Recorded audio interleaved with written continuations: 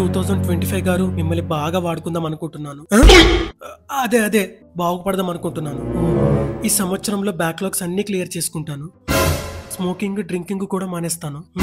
అమ్మాయిలతో తిరగడం కూడా మానేస్తాను. బుద్ధిగా చదువుకుంటాను. అన్నిటికి మించి నా అప్పులన్నీ తీర్చుకుంటాను. ఇంతకు మించి ఏం కావాలి? నువ్వు లోపలికి పోతా ఫస్ట్. తమ్ముళ్ళు మీరు ఇక్కడ ఏం చేస్తున్నారా? ఏం చెప్పాడన్న వాడు? బ్యాక్లాగ్స్ క్లియర్ చేసుకుంటావా? ట్రైన్ కున్న బోగిల కన్నా వీడుకున్న బ్యాక్లాగ్సే ఎక్కువ. ఏంట్రా స్మోకింగ్ డ్రింకింగ్ మానేస్తావా? వీడు నాకు కూడా అలాగే చెప్పాడన్నా, కానీ నా ఇయర్ లోనే 5,000 పెట్టెలు తాగాడు.